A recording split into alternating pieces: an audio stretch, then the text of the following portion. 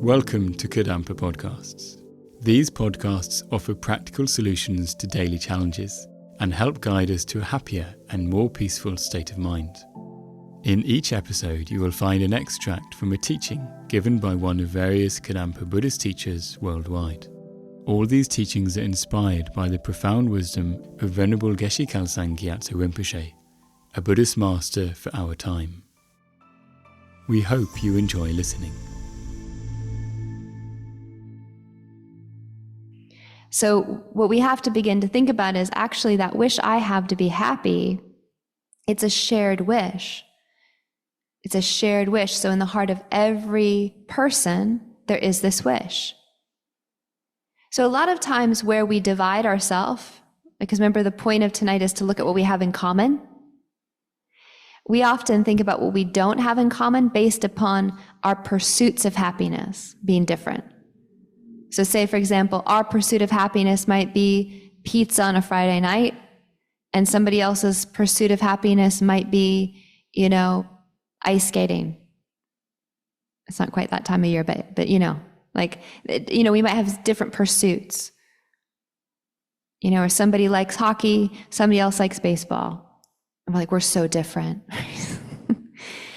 But really that wish for happiness is not so different. If we're looking at in the heart, right? Like in the heart of the person that we're communicating with, there's a wish to be happy. Just like in the heart of ourself, there's a wish to be happy. So rather than only being tuned in to only our wish for happiness, we try to tune in to others' wish to be happiness. Like acknowledge that there's a wish to be happy from their side as well. And it feels the same as our own. It really doesn't feel any different. So we have to begin to kind of train our mind to acknowledge this. So one of the things that I like to use as an example of this is radio waves. So I know that we're not so into radio now, but there's radio waves in this room, filling this room. And if we were to bring in a radio and we were to tune into a particular station, music would fill this room. So at the moment, we're only on one station that's like the me station, right? So we're just interested in our songs of happiness being played. But if you just turn the dial, right, on a radio, just a little bit, you hit another station, and there's other songs playing. And you tune into another, turn the dial and tune into another station. There's another set of songs playing. And you can go all the way down and be hearing different music playing from that same radio, tuning in to those different stations.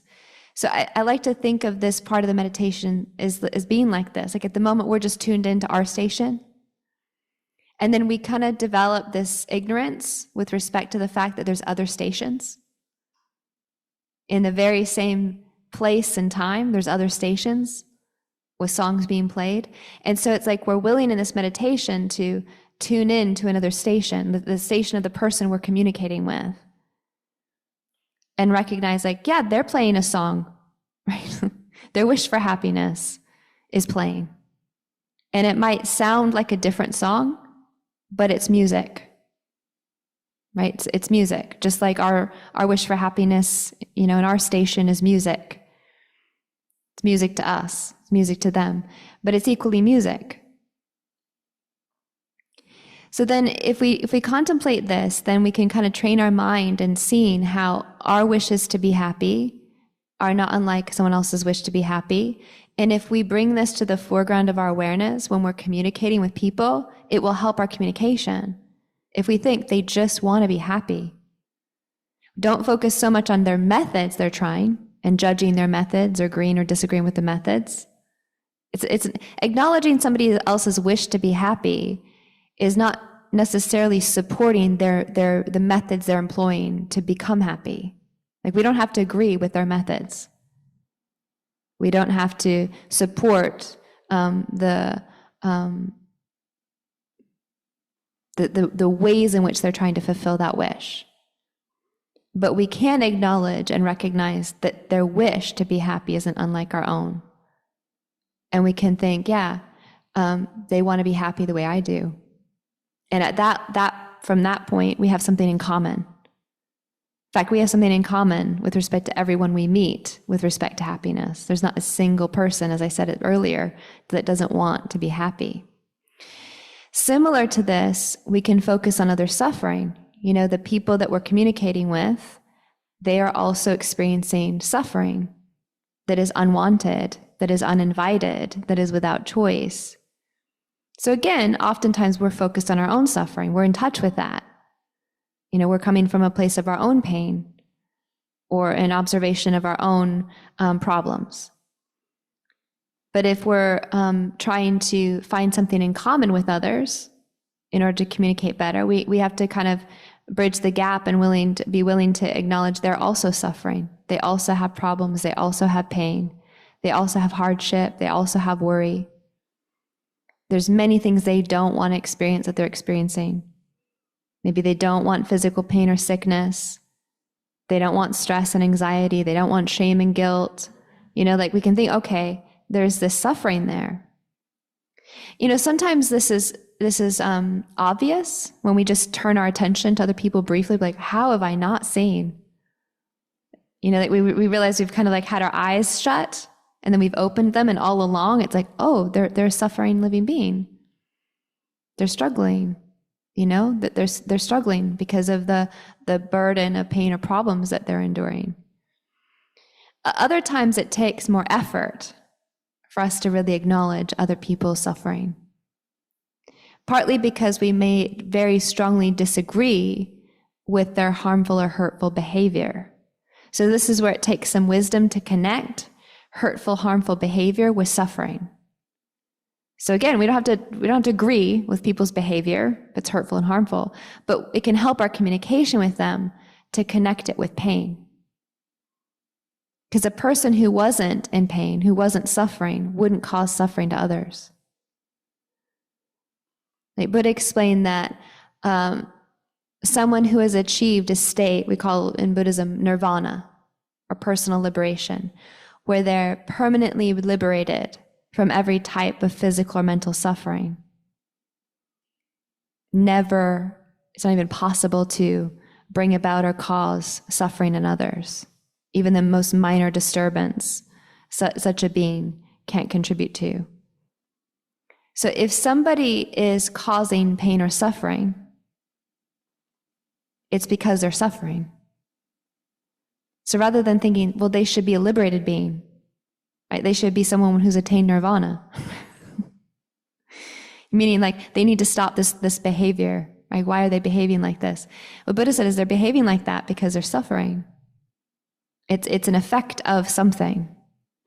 And if we bring that to mind, it can really help us improve our approach to communicating with them, because we see, oh, I have something in common. It's not denying our own suffering. It's using our own suffering to become more aware of the suffering of others. Oh, we have a shared experience. We might be suffering in different ways. But rather than just thinking solely about our own pain, our own problems, our own heartache, we think, okay, I'm going to build a bridge from my experience of pain and recognize others experience pain. Others experience pain. And if we have taken that on board when we're communicating, it will improve our ability to communicate more effectively, more considerately, more compassionately. Is compassionately a word? I don't think it is. But somebody in here, she's okay with it. He's okay, we're good. We'll just go with that, compassionately. So then the next four, right, are wishes and feelings, life and experiences. So again, we can use ourselves as the example to start with. We think, okay, we're often aware of our wishes, like our agenda, our plans, our dreams, our objectives, our goals, our aspirations. We're very in touch with our wishes, what we want, and also the wishes with respect to what we don't want. We're aware of that all the time. And then when it comes to our communication with other people, we think we don't have that in common with them. Or we just assume that their wishes are an obstacle to ours, right? The fulfillment of their wishes will undermine the fulfillment of our own wishes. So if we're always coming from that place, then it's easy for our communication to be divided, like to divide us. But if we train our mind to think, actually, the way my wishes feel, like what form my wishes take, is not dissimilar from the way this person's wishes feel and what shape they take. What's really interesting is if we think about others' wishes more, we'll start to notice that a lot of people's wishes are pretty basic, and we can contribute to the fulfillment of them. Like if we're willing to, again, because communication isn't always verbal, but say we train in considering other people's wishes, what they're trying to accomplish, what they're trying to do, then we might find that in everyday life, there's many micro moments with people where we can communicate a consideration for the fulfillment of their wishes, which creates harmony. Like say we're in the grocery store and we want to look at a section with stewed tomatoes, and it appears to be somebody else wants to do the same. And without actually having a conversation, we can give enough space so we can both look at the stewed tomatoes and fulfill both people's wishes, right? Nothing is said, but something's communicated, isn't it? Like we're recognizing a shared wish to look at the types of stewed tomatoes. And we're willing to be considerate of that wish in the way we want our own wishes to look at stewed tomatoes. You know, we want our wishes to be considered. We take that and we replicate it for them. And we can just do a small gesture of creating space, communicating that, yeah, wherever I can, I'd like to accommodate your wish being fulfilled because it's not unlike my own. In fact, this moment, we have the exact same wish. So let me just make a minor adjustment so we can both try and fulfill that wish. That improves harmony, that consideration, that awareness. So in everyday life, there's a lot of opportunities to do this, where we see what someone's wish is, and it's not life or death. It's not a provocative wish. It's not it's not a wish that would really inconvenience us to make an effort to fulfill. And so if we're training our mind in this, then just in daily life, what we can see our behavior changing in ways that communicate your wishes matter. And on that basis, there's some harmony. Harmony and connection can form just in all these micro moments. So then along the same lines, feelings, right? Our feelings, we're very aware of how we feel. If we're feeling good, we're feeling bad. We're feeling up, we're feeling down.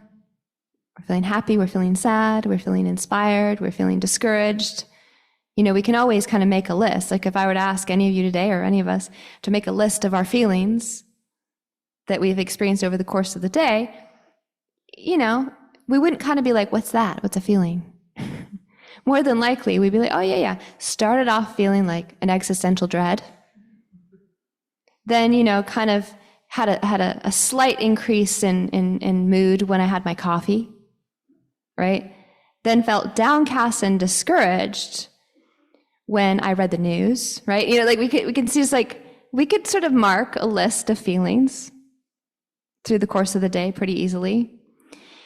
So we can use our awareness of our feelings to see what we have in common with others, because if they are a living being, they have feelings. It's one of the ways that we characterize living beings.